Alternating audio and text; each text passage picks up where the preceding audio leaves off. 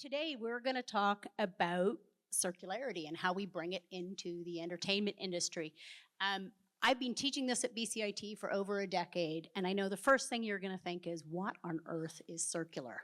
So here's 3 things to remember, really simple. Use less. Use less virgin materials, less carbon, less impactful materials. Use them longer.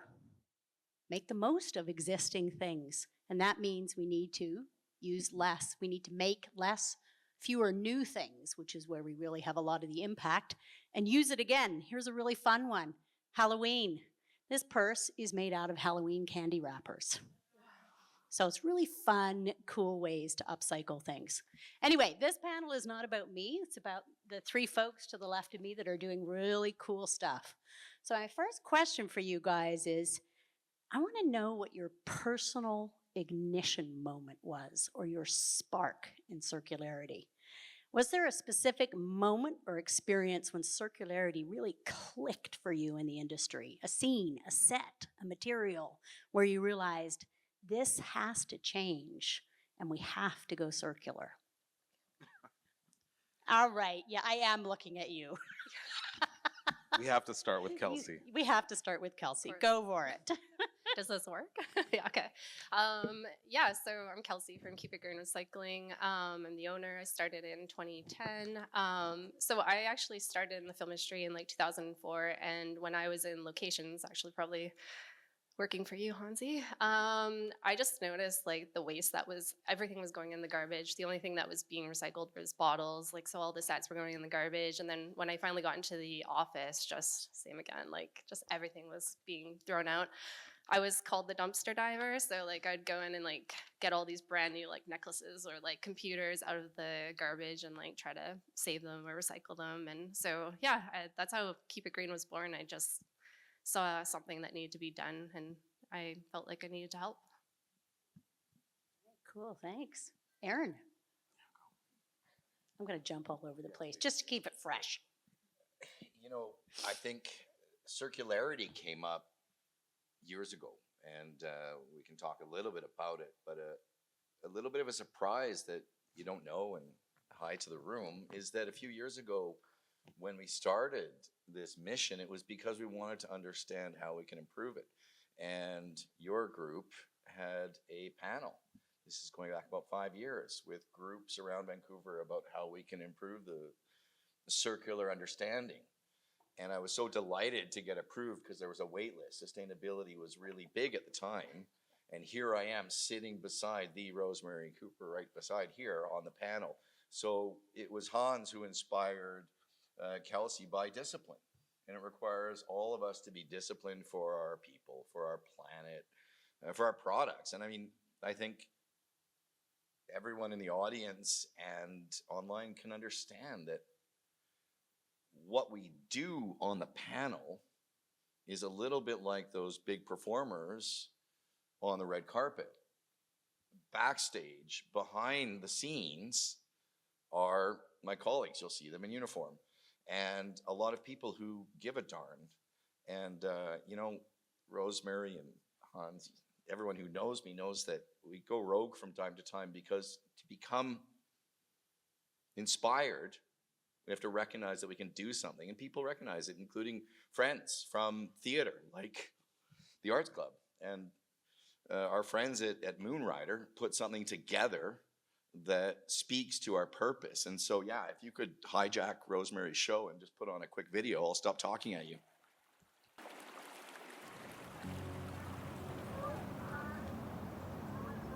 The company was started in June of 2021 with a mission to divert materials from entering landfill.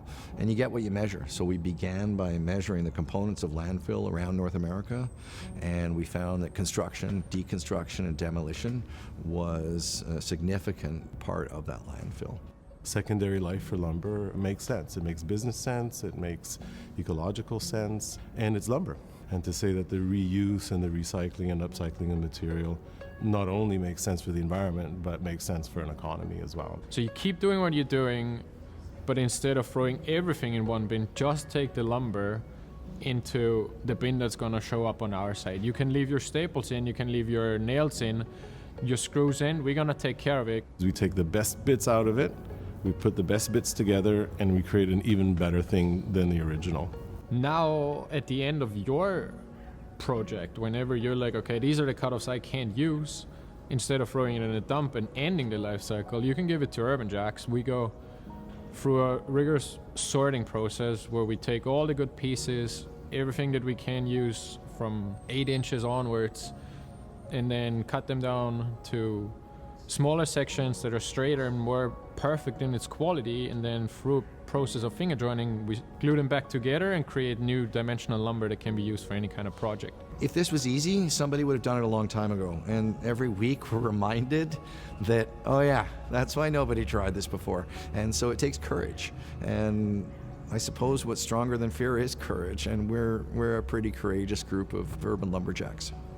Recycling is definitely going to cost us something because it needs to be processed, needs to be handled, but the resources is such great quality that it would be a shame to throw it away, especially in a tree. It grows for 80 to 100 years if you go on a normal cycle, and then why not use it for a house and then for something else? Why not use the offcuts and create a product that can be used by someone else who's looking for exactly that and is conscious about the sustainability part about it too.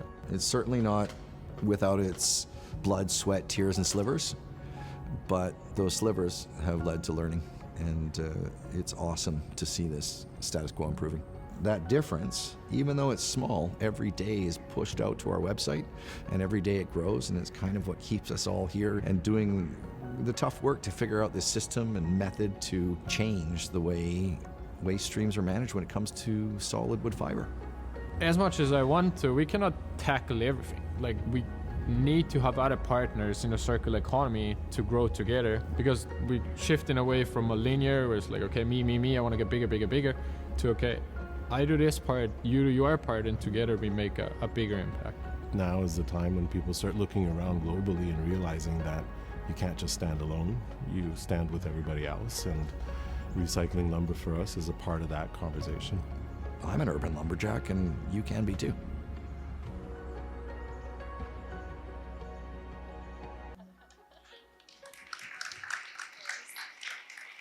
I mean, it's such a great term, urban lumberjack. So I'm seeing a trend here, like you saw the waste, right? And you knew there needed to be a better solution. Hans, what about you? What was the ignition moment for you?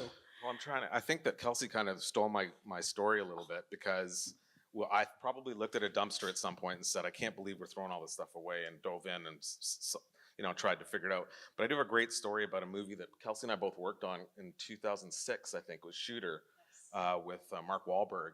And I remember one of the actors there was a guy named Michael Pena, who's done some stuff since then. And Pena was exactly the same height and the same size as me. And he had this great pair of jeans in the show. And I was like eyeing it up and saying, I really want those jeans at the end of the show at the set sale. So I'm going to try and pin that with the wardrobe department. And so at the end of the show, I go to the wardrobe sale because they're selling all the clothes. And there's 14 pairs of this one pair of jeans. And I'm like, what in blazes is going on? Why do you have 14 pairs of the same pair of jeans? I mean, I could get 2 pairs and I'd be super happy. But it occurred to me then that some of the questions that we ask about when we're planning our shows and when we're planning our budgets and we're planning our work, that we kind of go over the top. And that's where circularity becomes really important to focus on, I think, and you have to start putting those green lens glasses, as I like to say, on, and sort of asking the questions, do I really need to get 14 options for this? Or 14 different versions, because I know 2 are going to go on the stunt guide, 2 are going to go on the photo double, 2 are going to go on blah, blah, blah, 2 are going to get splattered with blood, and so on and so forth. So I think that that's part of the conversation that people have to have in the planning stages of a show. And so I'm always going to bring it back to the show, because that's what I know how to do. And that's the question I think you have to ask is, do I really need to buy this to the first tenet of circularity, right? Yeah, use less. Kelsey, did you have something to add to that? Reducing and making yourself smaller. Yeah. Yeah. Now, you might notice that we do have a spare seat up here. Unfortunately, Carmen can't be with us today, so I wanted to invite Matthäus, if I said that correctly, in the back row, another urban lumberjack. we're going to just put you on the spot and ask you to come up in this fourth chair.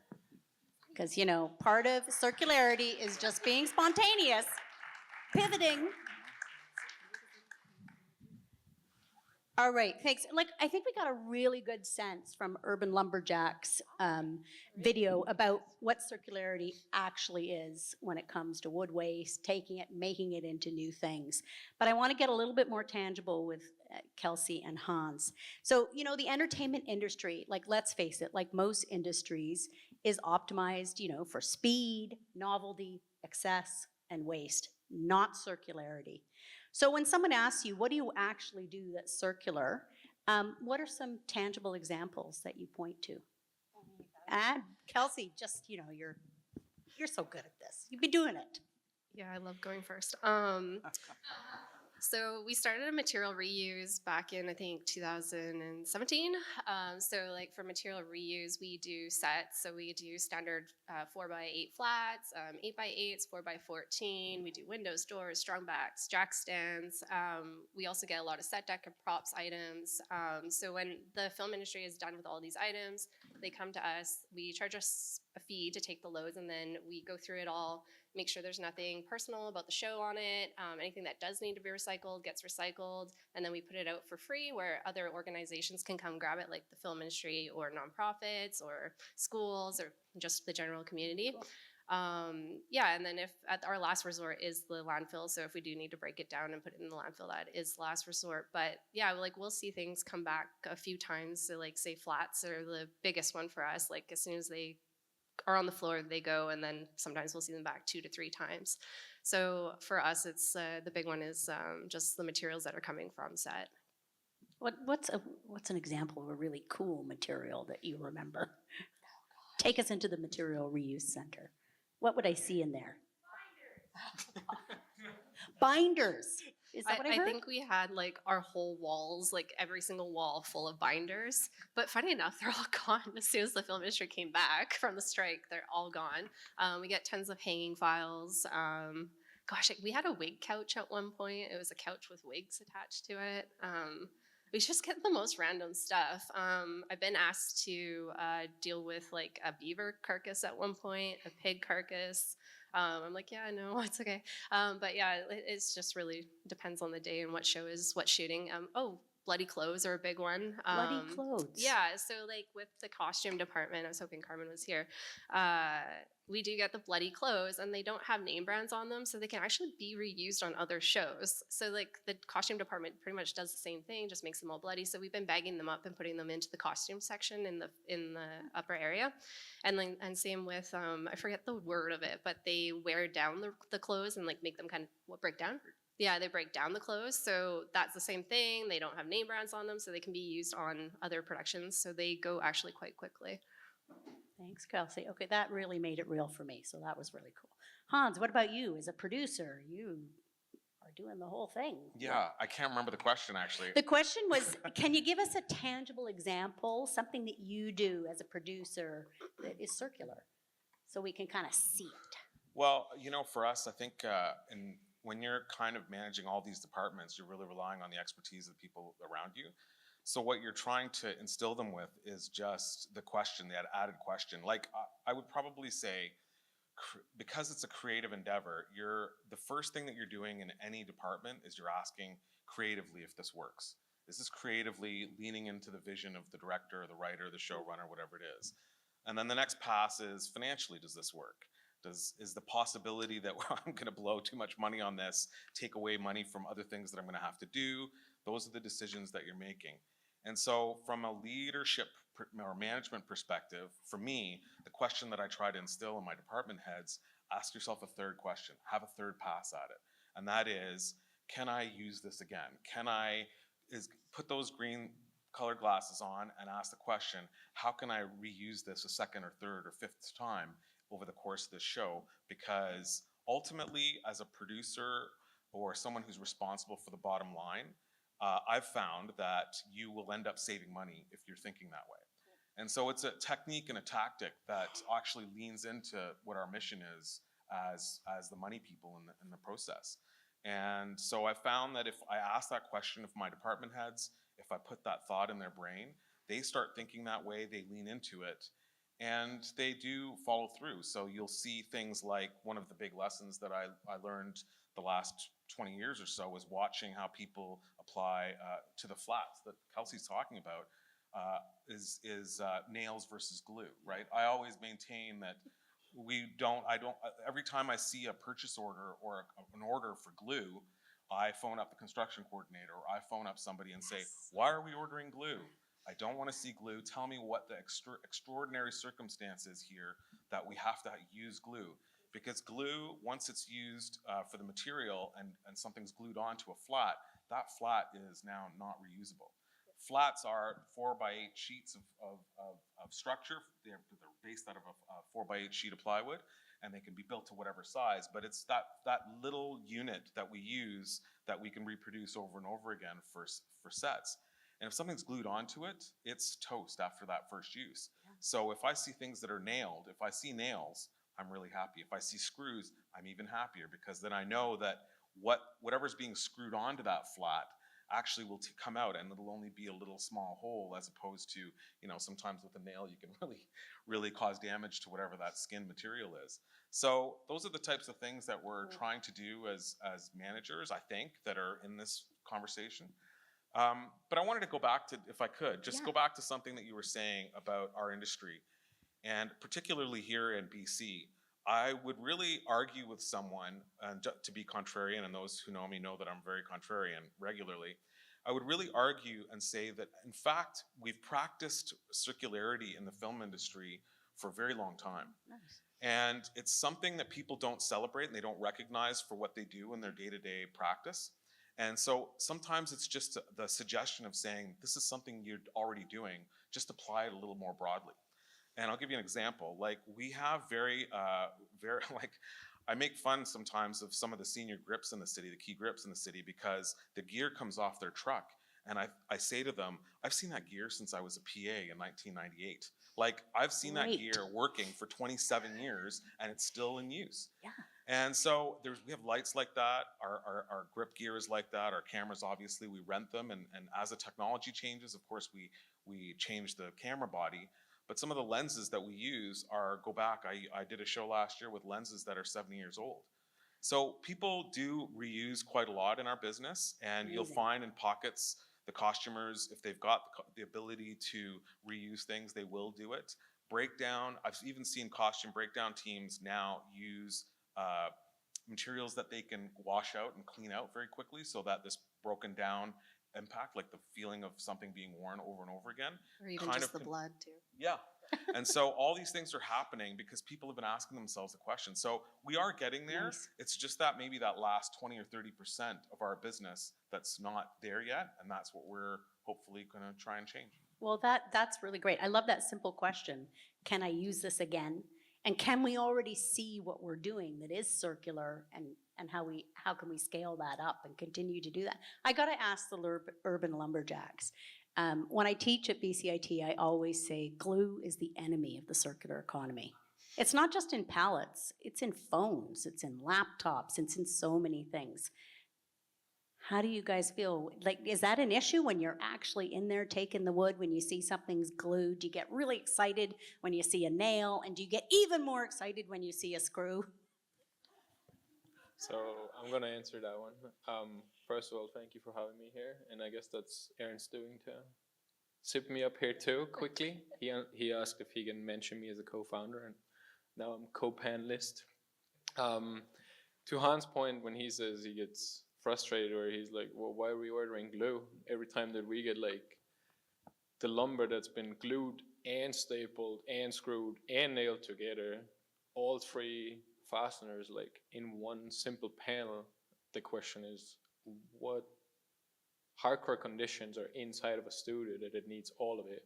Because taking it apart with nails or staples is fine. You can take them apart, you can bang them apart, like you mentioned, you have a small little hole in there and it's fine.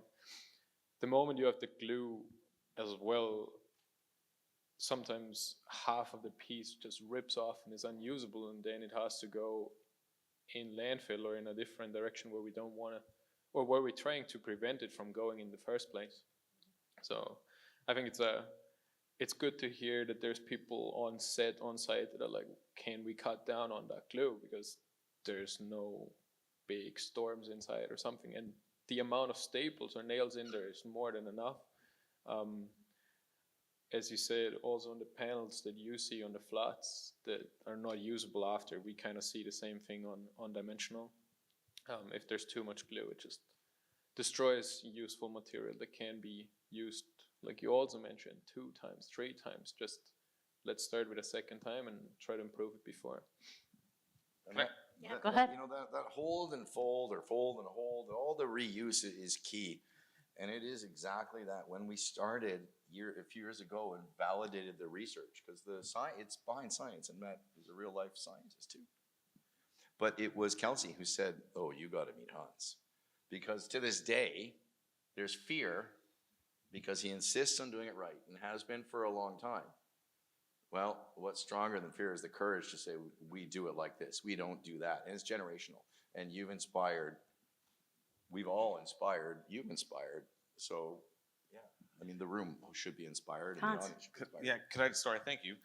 Could I just tell a quick anecdote? So if anyone knows South Burnaby, we filmed a movie in 2008, 8, called Watchmen. And there was a big backlot built down at Burn Road and Marine Way.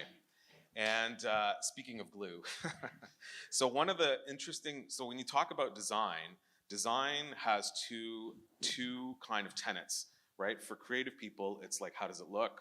Does it lean into the look and the vision of the director?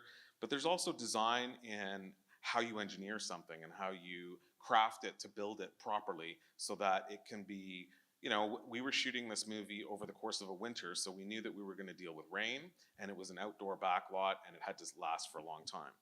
So one of the things that the production designer did was he very craftily said, we're going to put up these facade structures, and they're going to have no skin on them, and we're going to change the skins out so that we can change the look of the cityscape.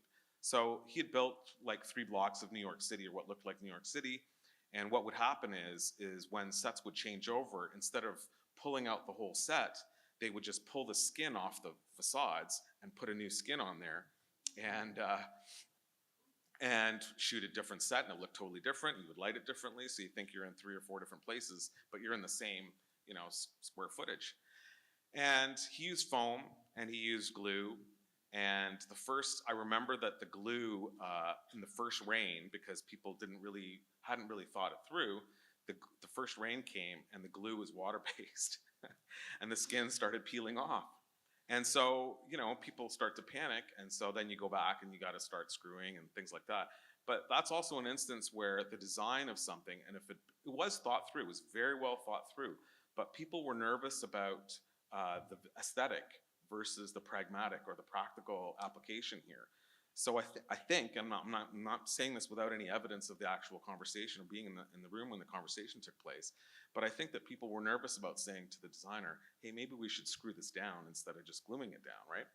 And sure enough, it peeled off and the rain hit, and it went back to the screw thing. But the point is that design, when you say design in a creative context, there has to be that functionality and that practicality built into it too. So anyways, that's a little Really tangent. cool. But Creative and functional. I mean, I always say if you're going to do something circular and you're going to sell a circular product, if it doesn't work just as well, if not better, and be a comparable price point, then it's difficult to be kind of competitive and for it to happen. Okay, I got to ask, I think of all of you guys as circular superheroes. So, you know, like Wonder Woman, Green Lantern, Black Panther, they all have their kind of signature moves, and things that you do that enable you personally to bring circularity into your work that others could learn from. I mean, it's when we had a pre-chat, so you know, I'm going to cheat here, and it's like, you know, challenge everyone to do their best. It's mindsets of courage, perseverance, blood, sweat, and tears. It's thinking about the whole life cycle costs. Tell me what it is that is your kind of, you know, signature move or moves so that you can do these circular things. How do you make it happen? I would say with a great team. Great team. A great team. Like, I think the people around you and the team that you have is the key, because there can be challenges, and I mean, I don't know who's been to our site, but in winter it can be fairly chilly. So yeah, if you don't have the right team, or if people show up not being like part and seeing the mission, then it's hard to do the right thing or to get further and do the next step. So I think for me the answer would be a great, amazing team. Okay, really? Kelsey, what about you? Yeah, a great team is a big one for sure. Like our team works really hard every single day to recycle and reduce the carbon footprint here in film. Yeah, I think I had something to say. One sec, let me think. I think leading by example too. I think since I've been in film, I've kind of showed that I care about the environment and like what was happening with all the product after it's being shot, or like even just during filming. I think it's like contagious, really. Like, and I think if we keep talking about it and like leading by example, it only takes one person to make a difference. And for an example, I remember being on a show with Hansi, and there was like 50 reusable water bottles being thrown into the garbage, and I was like, what is going on? So like, I was just a PA, and not just a PA, but I was a PA. I was kind of just hired to do my thing, and I literally just called the office and kind of said, hey, why are these all going into the garbage when they are supposed to go back and be reused? And someone went in and took them all out. So it just takes one person to make a difference. That's courage to me, being willing to kind of make that call and I was scared of Hansi too. oh, you were scared. And now you're just sitting up here with them. Hans, what about you? You're in a real kind of leadership role. Yeah, I feel like I'm being thrust more into one by my two fans here, but I don't. When you say signature move, I think that I'm not a very panicked person normally, like you know. But sometimes the only time that I think that I scream panic is when, you know, I come into a meeting and you know, sometimes in a meeting when there's like stacks of scripts that have been photocopied, and I will walk in and I'll be like, why is there 14 scripts here? Did someone ask for the 14 scripts?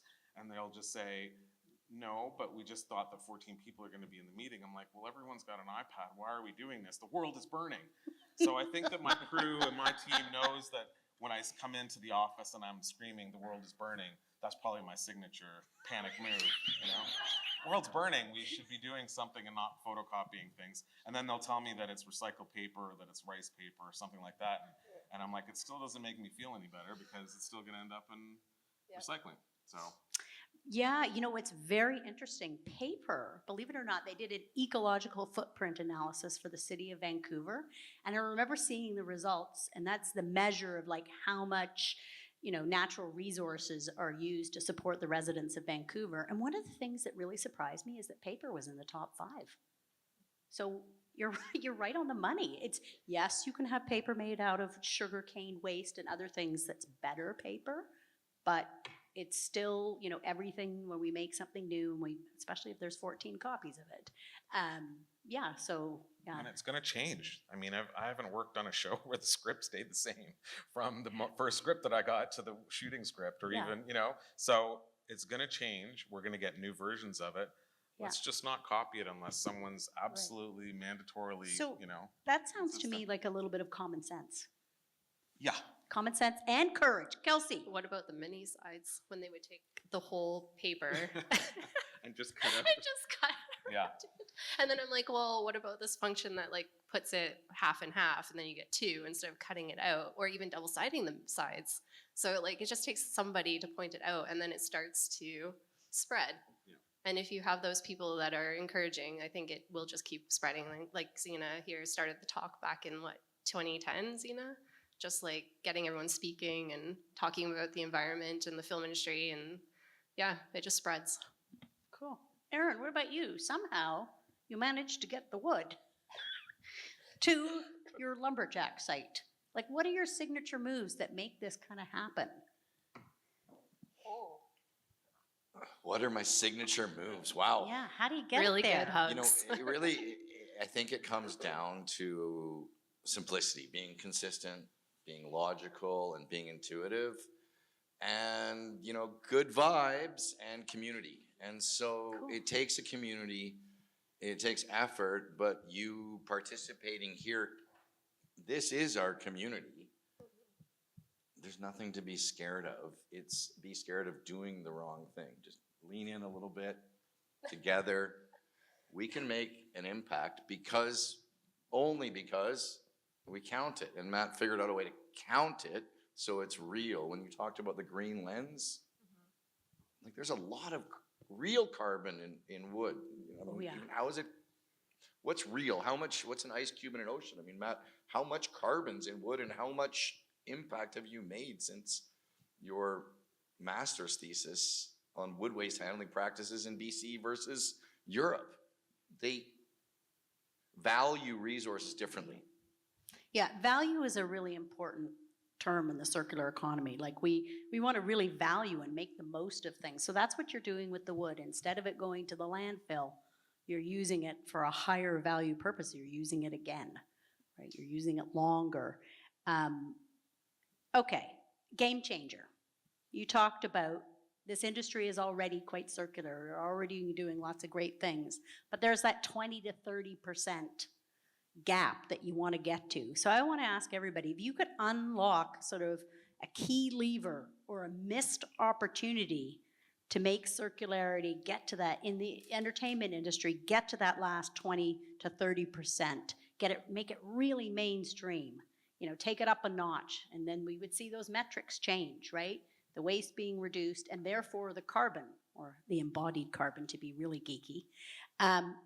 What's a game changer? What can we do to get to that last 20 to 30%? And Hans, I'm going to go to you first because you brought that point up. Yeah.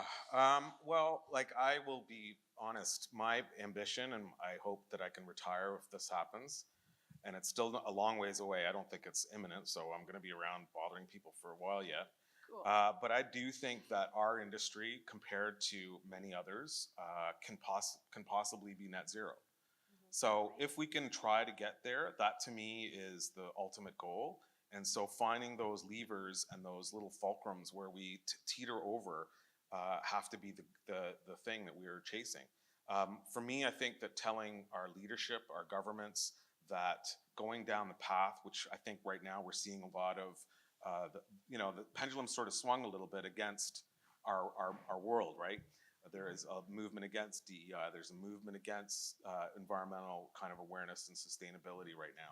So I think that doubling down on that stuff, and especially for young people who are going to inherit the problem, to Laura's point earlier about the emissions report being not so great, I think that we have to double down and we have to say challenge our leaders, challenge our managers, be that much more courageous, be that much more disciplined and conscious, and say we're going to do this. And in our industry, compared to things like forestry and mining, which seem to be getting a lot more attention right now, we have the potential to be net zero. It's very hard to be in resource extraction and be net zero, but it's very simple to be in an economy that's based around creativity and imagination to be net zero, because we have the capacity to think outside the box and to think of solutions. And because we're creative people, and we just have to apply that in a different way to do that. Yeah, I love that point that you just made. The capacity to be creative and the courage to experiment, that is what is really important in the circular economy. So I really love that. What do your, Kelsey, what do you think? What's a game changer here? I think for us would be what I would like to see is the waste. I think from the beginning of the pre-production, like whatever materials they're going to be using, it shouldn't be an afterthought of what's going to happen to it later. Like, oh, well, we don't have it in the budget. I think it should all be thought from the very beginning. And then there's no, well, I don't have it in the budget, it's going to go into the landfill. Like, things can be rented. That should be first before you start building or like buying. And then also just like supporting other companies that can help you, like, Urbanjacks doing the wood recycling, like all the offcuts, or like sets that need to be taken apart because they're very particular, and all that good wood like should not go into the landfill and being burned. So if supporting the vendors that are here to help you, I think that all should be budgeted. Yeah, I really like that. Like you're keeping the end in mind at the very beginning, and you're saying, "Can It's I? not an Is there afterthought. another option rather than buying new? Can I rent it? Can I use secondhand? And if I'm designing something, how do I design this to make sure? Use this example, so it doesn't have glue, so it has screws, so it can be used again, right up front. Okay. What about you, urban lumberjacks? You in your nice red checked plaid shirts, very coordinated there. What would be a game changer for you guys? I mean, I can't talk for the film industry because that I don't have enough knowledge, but for just in the wood space and the things I've seen is maybe, because most of the things are still on a standard. It's like 4x8 flats or sheets or like back walls. And if they can be reused on the next set, like yes, there's going to be cost involved of storing it for a while until you can use it, but if 80% are basically just straight walls that are just 4x8, they could be reused on the next one, and then the last 20% they can go to a place like Urbanjacks or somebody who takes care of the lumber. And I think we in general need to stop always counting every dollar. Yes, it's important, but we can't change it if we always like, I'd rather keep it here in my pocket than do the right thing and then complain, oh, we need to change something, but we have the chances, but we just don't do it because, of course, everybody needs to make a profit. Like I'm not saying spend it all, become a non-profit and just do good.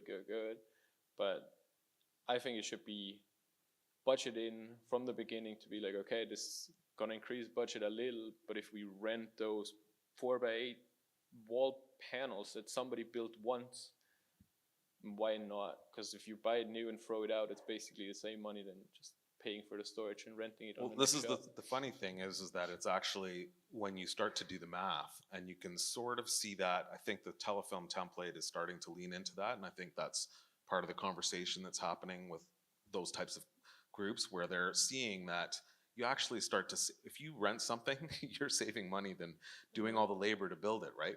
So, but someone has to frame it that way, and that's where I think it comes from. Right? Yeah, and yeah. Not pun not intended, but there you go.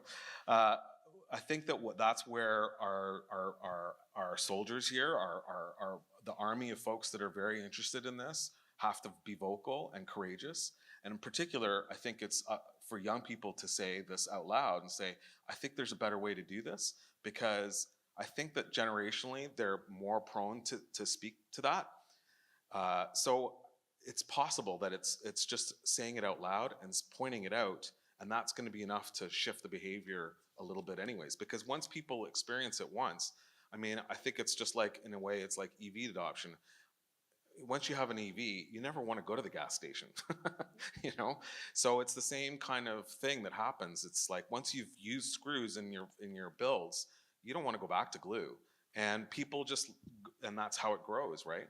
But they also see the value of it because now you're reusing it and it saves that labor, it saves that money.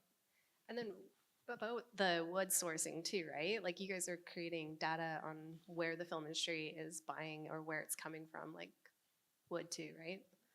Yeah, that's right. Like we know where it's from, but it's also like you see it on stamps on the lumber, for example, how old that stuff is, and sometimes you see pieces that are a week old, and they can be up to 10 feet untouched just because it didn't fit.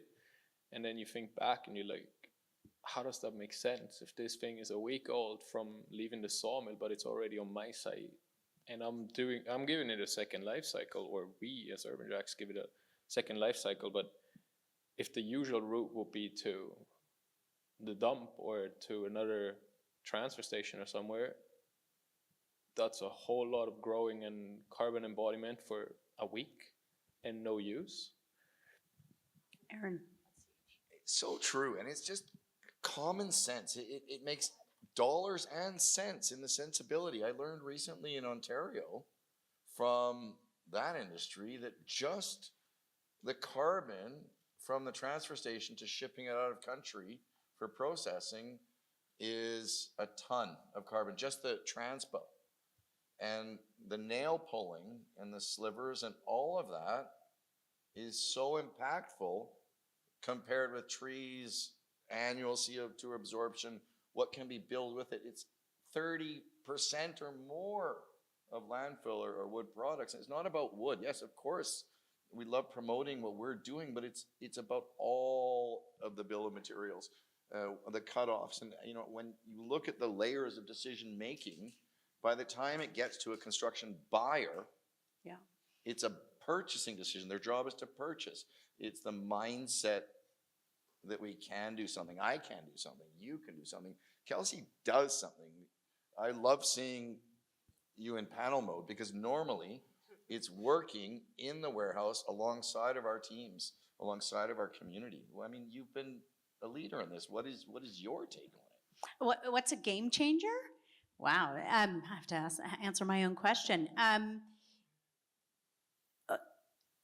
I do think I feel like, and I don't know, Hans, and if you guys agree, I think at this moment in time, it might be a moment where we have to be a little bit more practical and say, actually, I'm going to show you the numbers. And sometimes it might cost more up front, but if we look across the whole life cycle, right, and I'd love to see more of that in procurement. Procurement is a tough area to change, but if you make those decisions up front and say, okay, yes, this is costing $100 more up front, but actually, if we look at across the whole life cycle, it's actually saving us money. So it is a little bit of it is because we are sort of consumed with tariffs and, you know, economic things at the moment and talk of recessions and things. Are you finding that? But I think that needs to be matched with inspiring stories and examples that really make circular very practical, and it doesn't stay in the land of concept, which is why I love what all you guys are doing. It's common sense. We're already doing it. We can do it more, and it actually makes financial sense. Well, Hands. I mean, I would just say to what we do, I think that we work we are predominantly, and our priority is always the creative vision of the filmmaker or the showrunner, writer, whoever it is that's we're working for. And so we get caught up in that moment of well, we need to give them as much as possible, as much, you know, as many options, as many choices, as much stuff as possible so that they can make the best choice. And I now talk to filmmakers, and you know, I think that there's a bit of a resurgence of this. Kind of, it feels like the 90s again, because we're starting to see filmmakers that are comfortable with very few options, because budgets we're not getting the financing that we used to get in the community. There's maybe some tent poles that are based on big properties, like that are still shot. But generally speaking, most filmmakers are operating with less money. So that reduces the number of choices they have. So that means that they have to get very inventive. And I think that's the thing that I think is going to be the thing that puts us over the edge, because we're starting to get there. Go ahead. we're starting to get inventive again with not having the options and the choices, and that is a great thing. It'll mean that we have to be very creative with what we have, as opposed to, you know, and find those things and dig into, you know, borrowing, begging, and stealing to get the films made. And that's great. I actually think that's a great thing. Be creative and make the most of things. Yeah, I mean, I was watching a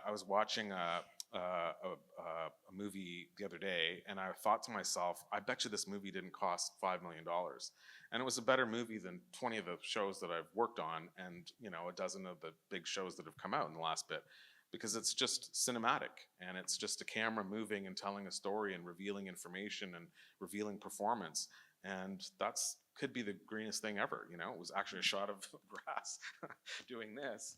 And I was like, that's a beautiful thing. So I think that we just have to like let the creativity lean into what we're talking about, and it'll all kind of congeal at that perfect moment. But it's great that in a way that we're having less options, and that's always a good thing. Okay, cool. Kelsey, did you have something to add to this? Yeah, I think experience too is a big one.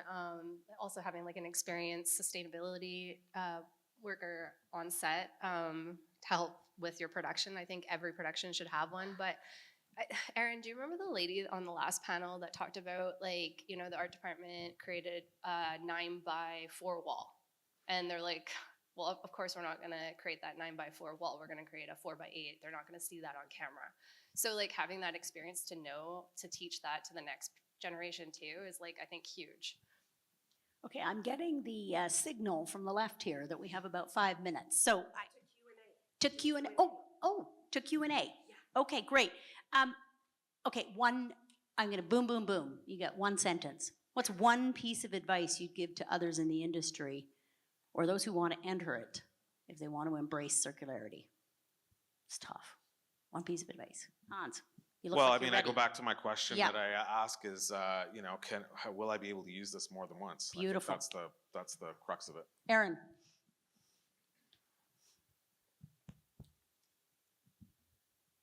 Kelsey. Like I said before, it takes one person to make a difference. And like, if you're in any department, you can be that person, having your green goggles on, if that's what we're calling it. But just be that person, create that difference. Like, it's Right. easy to do. Talk to your production manager, your head of department, or just do it yourself like I did. But one of the urban lumberjacks, and then we'll go to the Q&A. I would say try it, see what the outcome is, and then make a decision. Then saying, no, we're not gonna. All right, experiment. Just do it. Okay, Q&A. Let's get some questions from the audience. Hi, thanks for a great panel. It's more of a comment than a question. I just want to say that yes, an individual is necessary, an individual is needed to provide that inspiration, but in the theme of today of the ripple effect, it is collectively that we get that transformation that happens. And the fact that you're all together talking about what you've done, how you've inspired each other, how you're working together is a testament to that. And I'd just like to remind everyone in the room here, it's us working together and being able to balance between when we inspire people, when we perspire with other people, that we get things done. So thank you. Yeah, collaboration, working Thanks, together. Andrew. Kelsey? Oh, I just said thanks, Andrew. Other Questions? Recognizing that we can do that. That's excellent. Thank you for recognizing the panel. Keep going, folks. Let's go. We got this. I also have a comment more than a question. My favorite part of this panel discussion was when you were discussing how the front end needs to be looked at as well as the back end. You guys are absolutely superstars in taking care of the back end, taking the nails out, making sure the glue isn't being used. But now we really have to think of the front end, implement it in the industry, make it the standard, that you build the sets without the glue in the beginning so you guys don't have to do all that stuff. So when we get to that point, then I think you will really take care of that 20% you were talking about. I 100% agree with that. There should be a standard within the film industry, and it needs to come from the top, and that's just the way it's going to be. Mm-hmm. Yeah, I think rather than, I mean, can I use this again is a great question, but how do I design this, or how do I start from the beginning to use less and use it longer?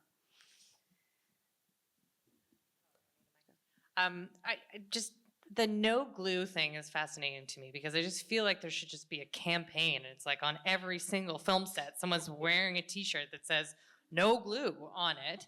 So for anyone who's up on stage, like, how do we get that message out? Like, how does every single production manager out there say, do we need glue?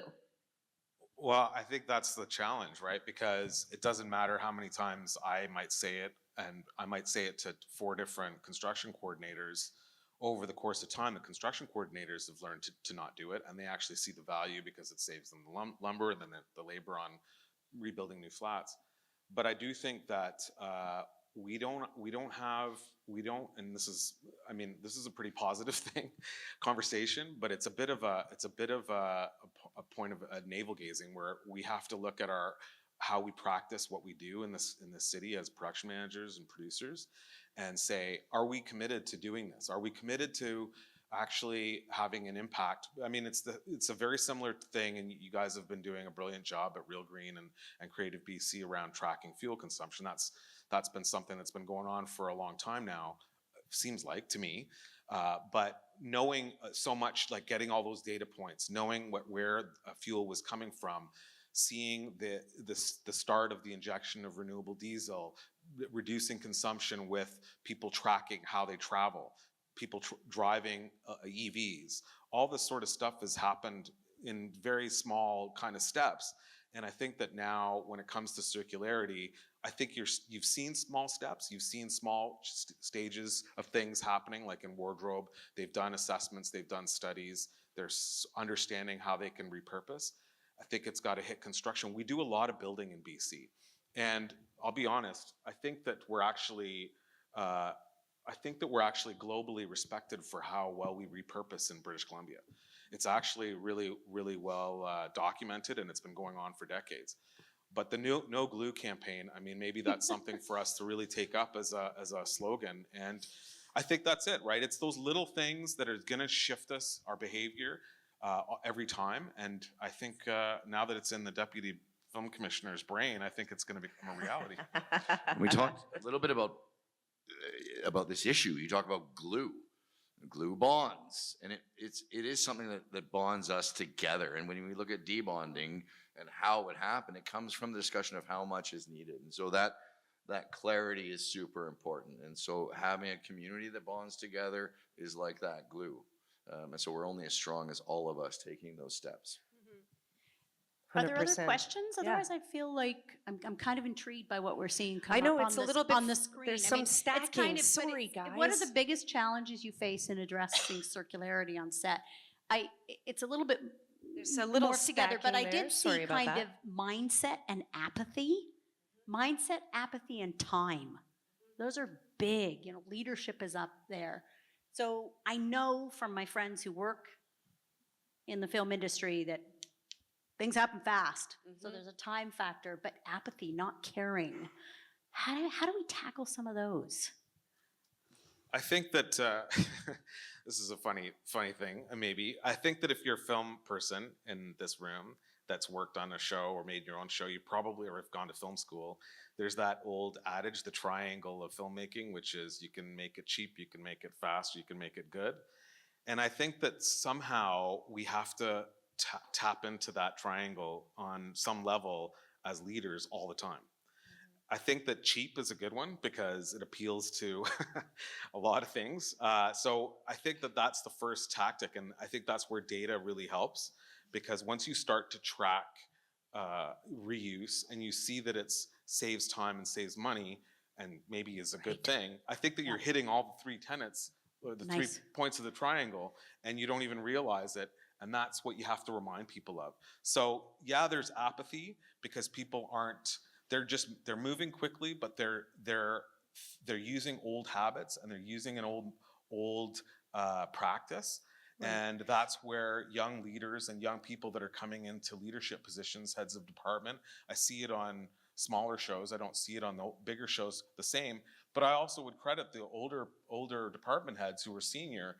They've been doing it for decades, and they just never celebrated it. They never talk about it as a... Track the success. Yeah. Show the success. Show it. Celebrate the success. And that's exactly right. So I think showing it and revealing it to them, to themselves, is a part of the thing that we can do and say, oh, I didn't know that you did this. This is so great. And even in some circles, we talk about rewarding the success. Yeah. Hey, if your film does better on those metrics.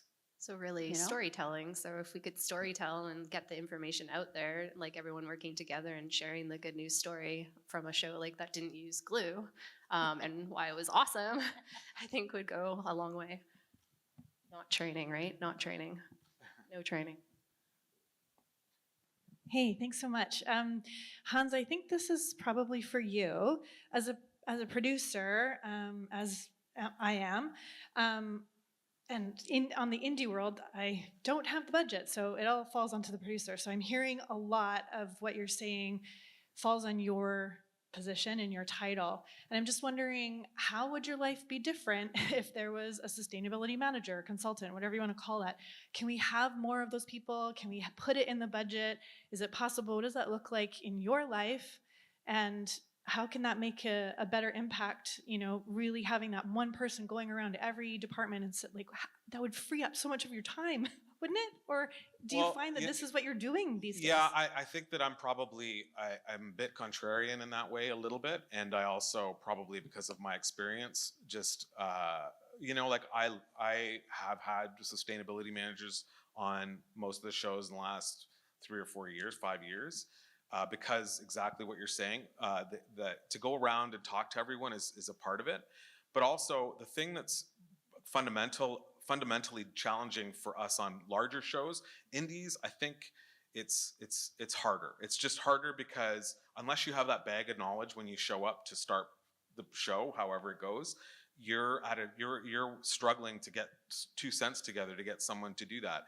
And this is where I think Real Green and the support of the community here is invaluable, because you can pick up the phone and call Urbanjacks and call Kelsey and say, hey, I don't have time or bandwidth to deal with this right now, but you guys are there. Can you guys just show up and help us design this, because I don't have the money for a sustainability manager, whatever that support person is going to be. On the bigger shows, for us, it's been measurement. And it's been about calculating carbon and what our footprint is. And because we had reportable, things that we had to deliver to the studio, we've had those people doing essentially just that's their fundamental task of just measuring carbon. So along the path of them doing that, they understand the practices, they see where the holes are, and they can talk to the departments. But for me, I will say, like, the first meeting that I have with the show, the first concept meeting and the first script meeting or script discussion where we have our heads of department, I will often say our goal is to be sustainable here, and I'm going to encourage and be open to listening to it. But remarkably, I've found that people will do things on their own, and they're already doing stuff already. So it's really just them coming to you and saying, hey, I just want you to know that this is what I'm doing. And then that goes back to rewarding and patting someone on the back and saying, hey, you know what? That's kind of brilliant. And I thank you for doing that. And this is a great thing. Doesn't it feel good to do the right thing? And more often than not, I've had crew ramp it up, because all they needed to hear from a manager, from a leader, was, you're doing the great thing, thank you, and get that little pat on the back. And then it just becomes instant and automatic. So I don't know if that answers the question. I will go back to saying sustainability managers and those people that are doing that work are super important for measuring and understanding all the details. I still feel like, because of the constraints that we have budgetarily, that if everybody was practicing responsibly, the measuring can be done as a course of what everyone's workflow is, and that should be the end goal. So all those managers are advisors that should be leaning into, how do we get everyone practicing this? We'll be the best. We'll give you best practices and guidance. But in my mind, and I'm sticking my neck way out by saying this, I'd love to see it become what we've become, like with ActSafe in BC. Right? We've got an agency where there's expert SMEs and experts that are there, and we can call them and they can guide us and develop memos and develop literature and develop all that background information so that we can make the best decisions. That's ultimately would be how I would want to see this unfold. Okay, Kelsey, we're going to You have to can wrap go- it up, but we're going to end with a You can go to Short- Greener Production Guides. Yeah. Is that right? Green production guys. Yeah, with they have the different green tips and stuff too to help you as well. And I think a few of the unions don't Creative BC. Do you guys have that too? Yeah, and also like DGC and I believe maybe even 891. They have green tips on there to help with your production. DGC Green is a website we started a few years ago. It's got worksheets for the departments that are DGC related, and all of that could be included in the Real Green fold. The great thing about Real Green is that it's really become this great central house. And the more that we can push our leaders to empower Real Green, the more they can become that resource where everything kind of sits and kind of filters through, so that we're getting great information, great programming, great data. Yeah. I've personally never been a producer before, but I think we're 3 minutes over. So I think we have to say, and that's a wrap. Thank you so much, everyone.